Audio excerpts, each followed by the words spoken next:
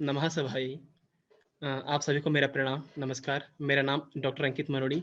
मैं वर्तमान में राजकीय स्नातकोत्तर महाविद्यालय रानीखेत उत्तराखंड में हूँ।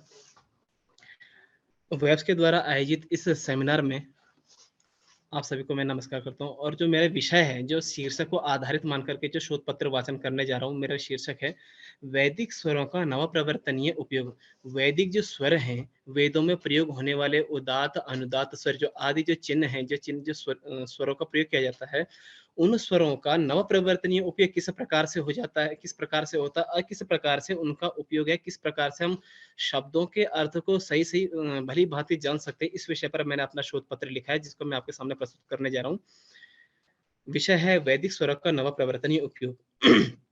आचार्य वेंकट माधव वेद के भाष्यकार हैं, उन्होंने वो लिखते हैं कि अंधकारे दीपिकाभिर्गच्छन् स्खलति क्वचिद् एवं स्वरैः प्रणीतानां भवन्त्यर्थाः स्फुटाः इति। अर्थात जिस प्रकार से अंधकार में दीपक की सहायता से चलने वाला पुरुष कभी ठोकर नहीं खा सकता, उसी प्रकार से उदात अनुदात स्वरित स्वरों को ज्ञान रखने वाला व्यक्ति वेदों के अर्थों को सही भली भांति स्पष्ट रूप से व्यक्त कर सकता है। अर्थात वो किसी प्रकार से वो गलतियां नहीं कर सकता है, अर्थ का अनर्थ नहीं कर सकता है।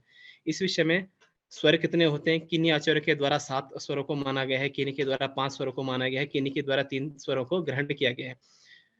वस्तुतः वर्तमान में जो स्वरों की चर्चा की जाती है, तो उन चर्चा आचार्य महर्षि पाणिनि ऋषि हैं, उनके द्वारा 3 स्वरों को माना गया है, उदात्त, अनुदात्त, स्वरित। और सभी प्राचार्यों के द्वारा उन तीनों स्वरों को ही सर्वविदित रूप से स्वीकार भी किया गया है। अर्थात जो 7 स्वर हैं, ये 5 स्वर हैं, सबको एक ही में सम्मिलित करके तीनों स्वरों को स्वीकार किया गया है, उदात्त, अनुदात्त, स्वरित। समय का अभाव है, इसलिए मैं अत्यधिक ना कह करके अपनी वाणी अपने सूक्ष्मता के साथ आपका शोध पत्र वाचन संक्षिप्त रूप में आपके सामने उपस्थित करूँ। जिस प्रकार से उदात्त स्वर कैसे होता है, अनुदात्त कैसे होता है, स्वरित चिन्ह किस प्रकार से हम वेदों में इनकी पहचान कैसे की जाती है। वस्तुतः हम देखते हैं शब्दतः उदात्त, अनुदात्त, स्वरित प्राय लुप्त लुप्त की स्थिति में, किंतु जो हमारे वेद पाठीगण हैं, वेद पाठी जो बटु होते हैं, वे जब वेद पाठ करते हैं, वेद पाठ करते हुए उनका हस्त चलन आदि की क्रियाओं के द्वारा हम जान पाते हैं कि ये उदात्त स्वर है, ये अनुदात्त स्वर है, ये स्वरित स्वर है। उससे हम इसका ज्ञान करते हैं। महर्षि पाणिनि ऋषि भी कहते हैं अनुदात हृदय मूर्धन्योदात उदाहृतः स्वरितः कर्णमूलियः सर्वास्य प्रचय स्मृतः। इस प्रकार से वहां पर महर्षि पाणिनि भी अपने पाणिनि शिक्षा में कहते हैं। मैं स्वरों के विषय में कहना चाहता हूँ कि इसका जो उदात, अनुदात और स्वरित जो वैदिक स्वर है, उनका नव प्रवर्तनीय उपयोग कैसे है। जैसे कि हम एक पद आता है अर्यः पद, एक महर्षि पाणिनि द्वारा सूत्र लिखा अर्यः स्वामी वैश्ययोः, ये सूत्र लिखा गया अर्यः स्वामी वैश्ययोः। यहाँ पर जो अर्य पद है, अर्य पद का 2 अर्थ हैं। एक अर्थ होता है स्वामी, दूसरा अर्थ होता है वैश्य। अर्थात अर्य पद के 2 अर्थ हैं, वैश्य और स्वामी। अब यहाँ पर कभी जब हम अर्य पद का उच्चारण करते हैं, अर्य पद का वाचन करते हैं, तो वहां मन में जिज्ञासा उत्पन्न होती है कि अर्य पद के किसको ग्रहण किया जाए। अर्य पद से स्वामी पद को ग्रहण किया जाए अथवा अर्य पद से वैश्य पद को ग्रहण किया जाए, किसका ग्रहण करें। ऐसी स्थिति में हम जहां पर हमको अर्य से स्वामी का ग्रहण करना है, वहां पर हम वैश्य का ग्रहण ना कर लें, या फिर हम अर्य से जहां पर हमको वैश्य का ग्रहण करना, वहां स्वामी पद का ग्रहण ना कर लें। इससे क्या हो जाएगा, अर्थ का अनर्थ हो जाएगा।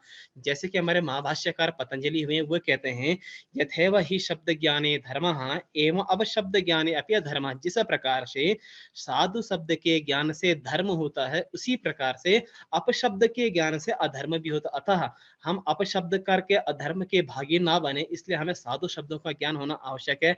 और साधु शब्दों का ज्ञान किस समय पर किस शब्द के द्वारा किस अर्थ का बोधन किया जा रहा है, क्या कहा जा रहा है, सही सही अर्थ कैसे लिया जाएगा, ये हम स्वर माध्यम से ही ज्ञान कर सकते हैं। जैसे अर्य पद में 2 अर्थ है, अर्य पद के 2 अर्थ हैं, स्वामी और वैश्य। तो कब अर्य पद का अर्थ स्वामी होगा, कब वैश्य होगा, इस विषय में आपके सामने बतलाने जा रहा हूँ। जैसे एक सूत्र है स्वामिनी अंतो दातत्वम। जब हमारे मन में जिज्ञासा होती है अर्य पद से कब हम वैश्य को अर्थ को ग्रहण करें और कब स्वामी को ग्रहण करें, तो ऐसे आचार्य कायतन द्वारा एक वार्तिक लिखा गया है स्वामिनी अंतो दातत्वम। अर्थात जब अर्य पद अंतोदात होगा, क्योंकि जब भी उदात अनुदात स्वरित चिन्ह लगेंगे, हमारे अचह सर अ ई उ री री ए ओ आई औ, जो ये हमारे 9 स्वर वर्ण हैं, इन 9 स्वर वर्णों में ही हमारे उदात अनुदात स्वरित चिन्ह का प्रयोग कर सकते हैं। तो अर्यः पद में यहाँ पर 2 स्वर वर्ण आ जाते हैं, एक तो अकार आ जाता है और दूसरा यकारोत्तरवर्ती अकार आ जाता है। तो ऐसी परिस्थिति में यकारोत्तरवर्ती अकार जब उदात हो जाएगा, तो उसके तुरंत ही बाद ही आचार्य पाणिनि द्वारा लिखा गया अनुदातम पदमेक वर्जम, जो कहता है उदाताचम विहाय है शेषम अनुदात्तम। उदात अच को छोड़ करके जो शेष अनुदात होते हैं उनको अनुदात उदात उदात अच को छोड़ करके जो शेष स्वर वर्ण होते हैं उनको अनुदात हो जाता है। तो जब अर्य पद यकारोत्तरवर्ती आकार जब उदात हो जाएगा तो उस पक्ष में हमारा यकारोत्तरवर्ती आकार जो उदात हो गया है और जो अ है वो हमारा अनुदात हो जाएगा।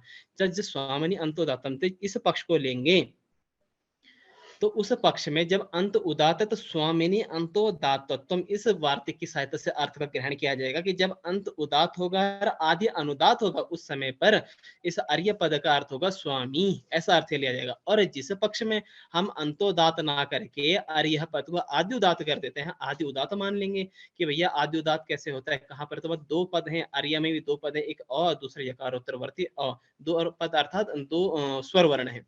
तो इसमें जो आदि अ है इसको हम उदात कर लेंगे और जैसे ये उदात हो जाएगा तुरंत के बाद आचार्य पाणिनि का सूत्र है अनुदातम पद में एक वर्ण उदात अच को छोड़ करके जो अन्य उस पद में अन्य जो स्वर वर्ण है उनको अनुदात हो जाता है।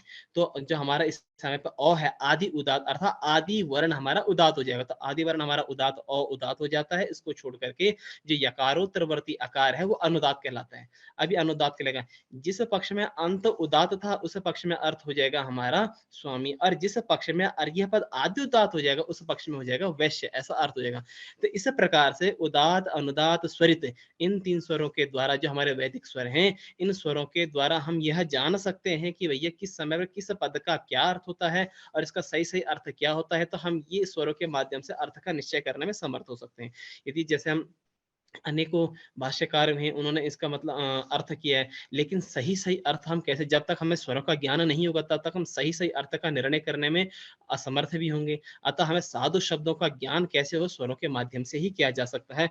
अतः ये सारा विषय जो है हमारा उदात्ता अनुदात स्वरित है, इस विषय को लेकर के मैंने इसका किस प्रकार से प्रयोग कर सकते हैं, कैसे इसका प्रयोग होता है और इसी विषय को आधार मान करके जो मैंने अपना पूरा थीसिस का कार्य किया कि मतलब किस प्रकार से हम जो वैदिक पद है वैदिक पदों को लेकर के कैसे उदात होता कैसा है, अनुदात होता कैसा है, स्वरित होता कैसा है, किस प्रकार से हम उदात कहाँ लगता है, किस सूत्र के द्वारा लगता है।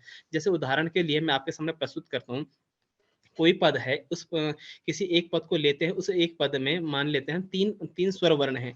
उन तीन स्वर वर्णों में जो पहला स्वर वर्ण है यदि वह आदि वो उदात हो जाता है तो उस उदात वाले स्वर वर्ण को छोड़ करके जो बाकी की दो स्वर वर्ण दो अच वर्ण रह जाते हैं वे अनुदात हो जाते हैं। अनुदातम पदमेक वर्जम इस सूत्र के द्वारा।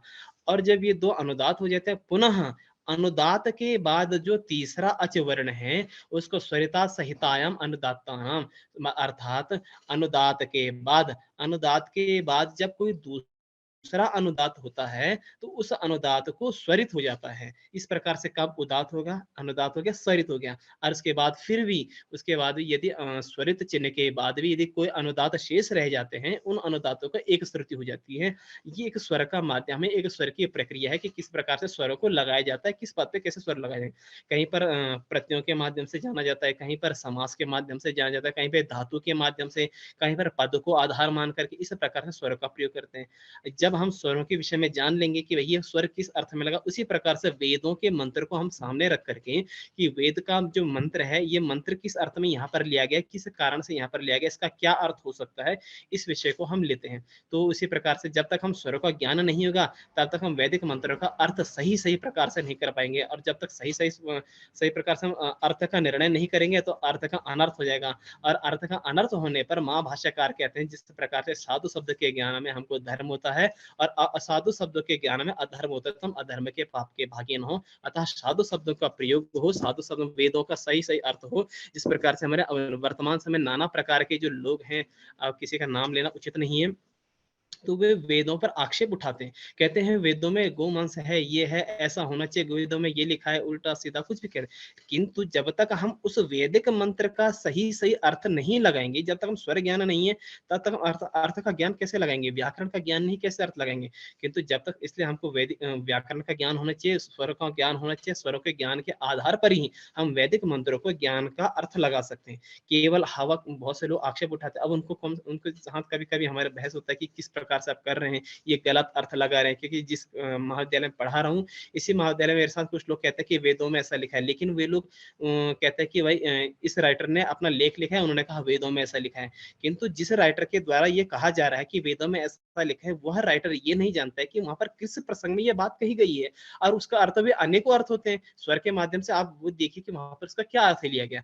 अतः मैं यही कहना चाहता हूँ कि मतलब वैदिक वैदिक मंत्रों के अर्थ का सुस्पष्ट साधु ज्ञान करने के लिए हमको जब तक व्याकरण का ज्ञान नहीं है और वैदिक स्वरों का ज्ञान नहीं है, तब तक हम वैदिक मंत्रों का अर्थ भी भली भांति नहीं जान सकते। अतः मेरा यही शोध का जो संपूर्ण निष्कर्ष यही है कि उदात अनुदात स्वरित नव प्रवर्तन उपयोग इनका ये है कि जब तक हम इनका अर्थ का ज्ञान नहीं कर लेंगे, तब तक हम इनका इसका अत्यधिक उपयोग इसलिए है कि इनका ज्ञान करने से अर्थों का सही से निर्णय किया जाता है और इनका हम अर्थ का निर्णय कर सकते हैं, जिससे हमको वैदिक मंत्र के ज्ञान में काठिन्य उत्पन्न नहीं होता है। इसी यही मेरा शोध पत्र। जय तो संस्कृतम जय तो भारतम। आप सभी का बहुत बहुत धन्यवाद।